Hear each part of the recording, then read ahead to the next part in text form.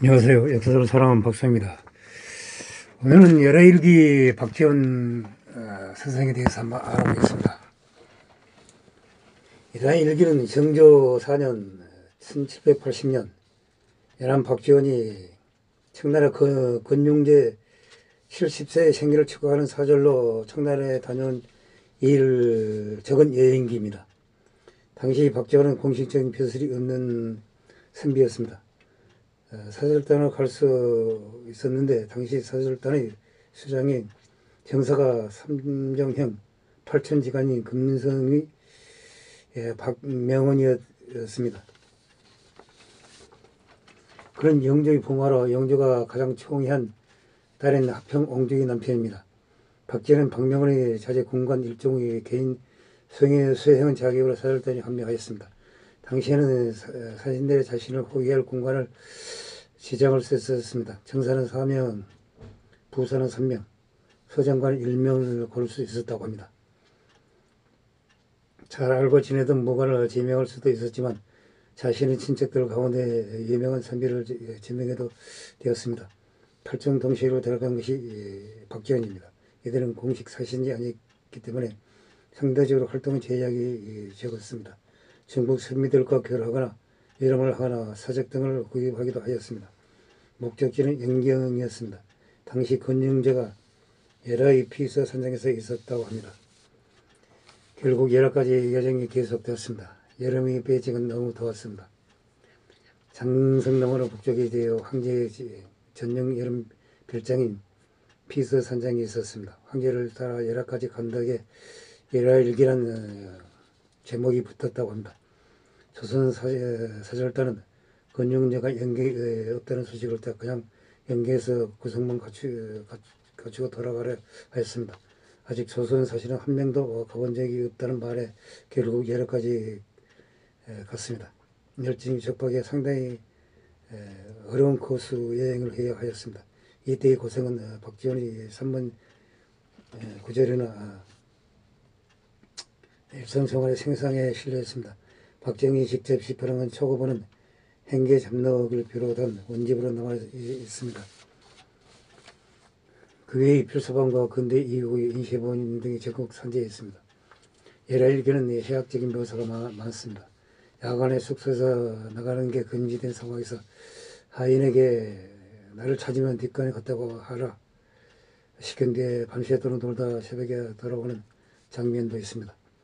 비 때문에 강을 건너지 못하자 벌어진 도어판을 싹 쓸어버린 일은 사신단이 아래에 언급한 판첸남아의 접근 문제로 고심하고 있을 때 옆에서 일이 꼬이면 귀양가겠다고 하였습니다. 귀양가면 중국 여기저기 구경이 하였다고 같은 생각을 하는 이야기도 있습니다. 잠시 쉬고 있던 숙소에서 아름답게 노래하는 여성의 목소리가 들려왔습니다. 불에 낮게 나가봤더니 험상궂게 생긴 아줌마가 앉아있어 기부하는 얘기도 있습니다. 길을 가다가 본 가게들이 간판 문구가 마음에 들어서 신분을 쌓는 다른 상인들의 희호에 문구를 써줬다가 망신당한 적도 있습니다. 박전이 본 문구는 가장 기상세설 즉위하며 서리를 속이고 뭔가 내기하다는 박지원을 이를 보고 마음이 깨끗하여 서리 갖고 눈보다 더 희다라고 해석하였습니다. 그런데 이 문구의 진짜 뜻은 눈처럼 하얀 국수였습니다. 전에서 온 무인이 그렇다던 글을 하나 써준다기에 기대를 했는데 정작 써준 글이라는 게 국수집 간판이었습니다. 청나라 상인들이 이상하게 읽은 것도 당연합니다.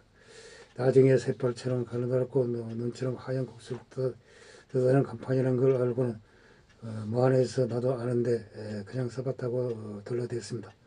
말을 타고 가는 도중에 졸다가 깨고는 그 사이에 하인이 나타를 봤다는 이야기를 듣자마자 다음번에 신기한 게 보이면 집중하지 말고 나를 깨워라 장면도 나옵니다.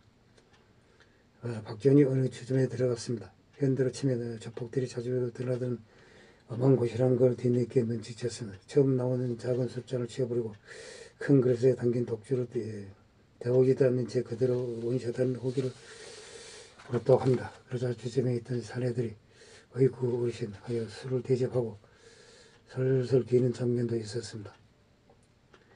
어머니는 술집 섬 옹공인가 회하인 이구류 패거리들이 앉아 있었습니다. 어린 개들이 모습이 더럽고 산호 주점에 올라온 것을 후회했으나 이미 술을 시킨 데라 그냥 앉아 있었다고 합니다. 박지원 항목에서 나와 있는 소송을 보면 알 수 있지만 박지원은 그 후에 불의원 운동으로 딱 봐도 비범한 인물을 알 수 있습니다. 그리고 조선시대 양반들이 일삼도 험한 문제 풍토가 북방 유명인들에게는 사나이 호방함과 건강함을 나타내는 상징이기도 하였습니다. 설설 기는 게 이해될 법합니다. 게다가 하필 당시 조선의 임금부터 맥주, 피체, 중식, 소주를 가득 붓고 원샷하라고 강요했던 걸로 악명 높은 정조였습니다. 물론 박지원도 속으로는 꽤 겁을 냈다고 말하고 있습니다. 전국 술에 대한 체험담도 있습니다. 독은 그 같지만 마시고 일어서면 모두 깬다고 박지원의 실학 사상이 잘 드러나 있습니다. 당시 조선은 대부분 사람들이 벌레가 오글거릴 수밖에 없는 초가집에서 살았습니다. 청난의 경우 일반 백성들도 벽돌로 2층 집을 지어 튼튼해서 문만 닫으면 근거가 되어 도둑도 반지 안 되는 것에 감탄하였습니다. 당시 박지원이 받았을 그 쇼크를 엿볼 수 있습니다. 대부분 청난의 좋은 점을 들면서 아직도 상관적으로 낙후된 조선의 모습을 비판하는 장면이 있습니다. 고대의 우선 기술도 이받지 못하여 기람터서 잘 나간 조선 후기 온돌이 현실을 지지하고 이로 인해 낭비와 비합리성을 대책에 비판하기도 합니다. 물론 이는 실용적 학문과 기술의 연계에 소홀했던 당시 시대상에 대한 비판이기도 합니다. 하나 이 부분은 박지원이 한반도 지형과 토질에 대한 무지했던 것으로 보입니다. 한반도에서는 양질의 벽돌을 찍어낼 만한 토양 자체가 없었습니다. 소에 대한 일부러 쓰지 않은 게 아니라 험진한 산업 지형에 맞지 않았습니다. 대신 한반도에는 각 삼국 시대부터 풍광 강주기를 따라 수로를 통한 물류 운송이 발달했습니다. 조선뿐만 아니라 한족 여성들의 전적 같은 불합리한 풍수가 청나라에 대한 앞으로 점철된 한족 지식인들이 현실 역시 풍겨적으로 그리고 있습니다. 이런 모습은 호질에서 뭔가 그의 아참하는 선비 외에 북곽의 모습으로 나타내어 있습니다. 즉 소선의 소중함만 비판하는 것이 아니라 전반적인 중화주의 허상에 대한 비판이 담겨있는 것입니다. 사실 고전적인 의미의 중국을 배워야 한다는 것이 아니라 배우고자 하는 것을 오랑캐이며 대려 중화의 비판적인 내용인 것이 있습니다. 또한 전체적으로 한쪽보다는 만주적인 호의적인 시선이 끌려 있습니다.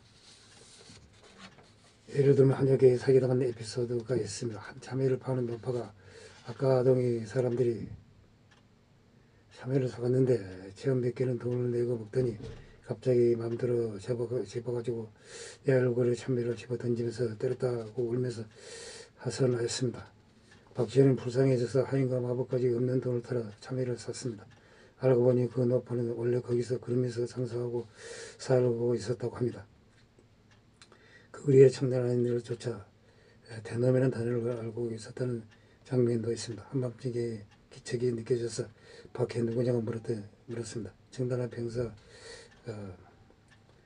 도이노루미오라고 대답하였는데 이건 대놈을 한자로 훔쳐온 것이라고 합니다. 한편으로 한적 관료들과 만주족 전부 인물들은 알력도 다루고 있습니다. 한족 대신들이 만주족 관료들을 요구하는 모습도 상세히 그려놓았습니다.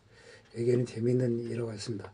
할부를 조선사 현달을 만나보고 불상 등 여러 선물을 주었습니다.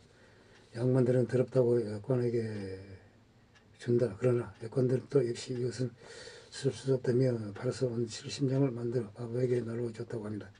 그러나 마부들 조서도 이것은 술 한 잔도 마시고 싶지 않다면서 받지 않았다고 합니다. 조선의 숙류 억부 정책이 어떤 식으로 고착화 됐는지 알 수 있는 부분입니다. 할불과의 면담 자체도 어떻게 천한 중남과 만날 수 있냐며 고집을 피우다가 그러다가 황상께서 열받으시면 큰일을 난다는 판단에 정형식적으로 만든 것이라고 합니다. 또한 황제 및 법황에게 절을 해야 순서가 왔습니다. 조선사신단은 성료 억불에 대한 말하면서 법황에 절을 못하겠다고 버티었습니다. 이에 권영제는 분노했다고 합니다. 조선사신단은 최소 여흥이거나 잘못하면 사형당할 수 있겠다며 벌벌 떨었다고 합니다.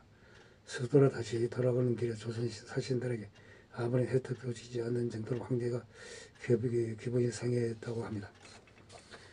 어느 해 조선 정조 때 박지환이라는 사람이 중국 사신으로 가면서